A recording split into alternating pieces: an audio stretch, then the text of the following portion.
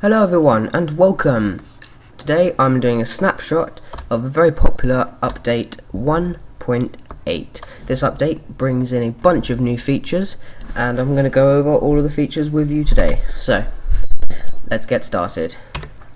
Start off, a lot of people say that Minecraft is really boring because of that you can't mine very much. Well, now they've added 3 new minerals. They've added granite, diorite and andesite, and these 3 can be mined like ores, and they can all be made into polished versions of themselves. So you know, it's nice for decoration. You can also make each one using other kinds of blocks. So for example, you might be able to make andesite with diorite and nether quartz or something like that. And this is something that people are going to get really hyped about. They've now added slime blocks. Slime blocks can be crafted with a 3x3 pattern of slime balls, so it's a convenient way to store slime balls, and they are bouncy, so you can literally just bounce upon them. So that'll be fun. And what's even better is that the slime blocks, if you put a block between you put slime blocks between a block and a sticky piston, they will actually pull the block with them. Okay, that's a bit glitchy, sorry about that. There you go, they've now actually pulled the block with them. See? And as an interesting creative feature, something that I'm not really personally a fan of, they've now added banners.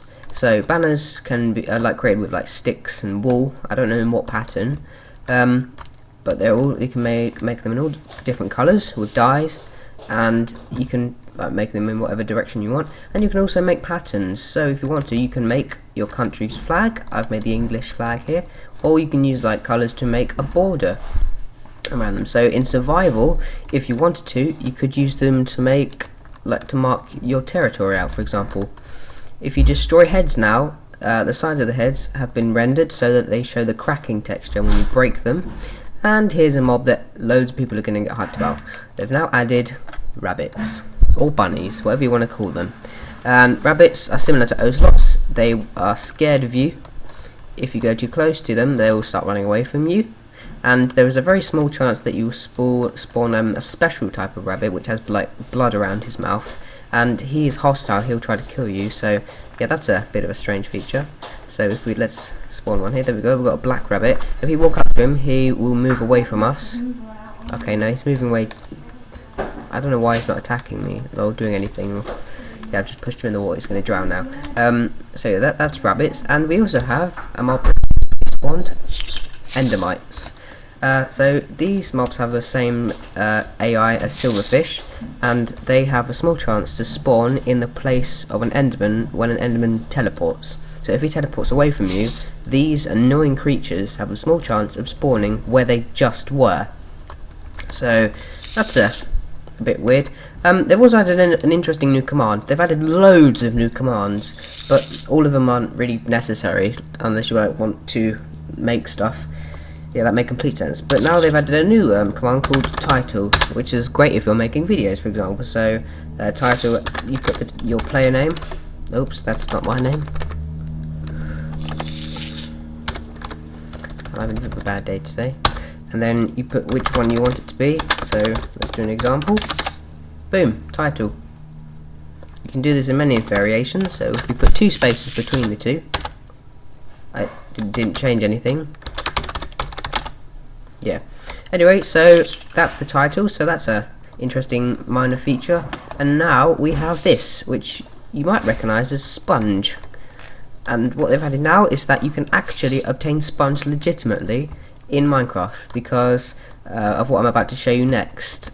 A special kind of mob drops wet sponge, and if you smelt wet sponge, you get dry sponge. If you put an empty bucket in the bottom slot of a furnace when smelting a wet sponge, bucket will fill up with water. So like, you know, when you smelt the wet sponge, the water will go out into the bucket. So yeah, that's a legit way of getting sponge. And sponges also have an interesting new mechanic, which I will demonstrate in a moment. They can now actually absorb water. So yeah, that's an interesting feature.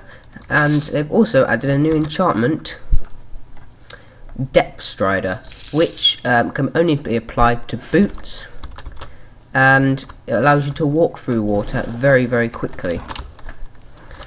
They've also added some other stuff, including what I'm about to show you now.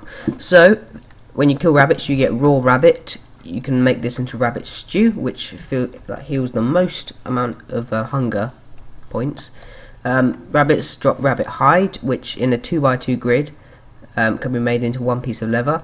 And they also drop rabbit's foot, which can be brewed into a potion of leaping, which is in here somewhere. It's bright green, and if you drink it, quite simply, you can jump higher. Now this could be upgraded into version 2, or can be turned into a splash potion like any other potion. And sheep, interestingly, now drop food. They drop raw mutton, which can be turned into cooked mutton. So if you're, in your survival and you're in an area where there's only sheep, you can still get food from them because they now drop food. Okay, so that's that.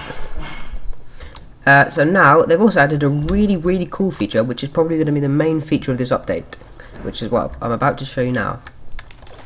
Ocean monuments. It's basically... Wait, what's happening? Oh, right. Sorry. It's basically a massive underwater stronghold, which includes new kinds of bricks, including prismarine, dark prismarine, prismarine bricks, and sea lanterns, which give off light. And they also introduced new mobs, including this guy, the Guardian. Literally, he's called a Guardian. And this strange mob will attack squids and players with a really strange beam, which is like a laser beam almost, and it will hurt the player. And he's trying to defend the fortress, whatever you want to call it, an ocean monument. And this thing is massive, so I would advise going in either through the bottom or through the side. And there's also a mini boss in this fortress, which is interesting. It happens to be an Elder Guardian, which is massive. Imagine a massive version of the this guy, but he is in the middle somewhere. So I'm going to see if I can try to find him. And what's interesting about this is that there are 3 Elder Guardians, and they will inflict mining fatigue on you. So you have to actually navigate your way through the walls.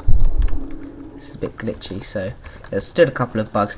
But in the middle, if you manage to defeat all 3 Elder Guardians, or you just stumble upon it accidentally, you will find this.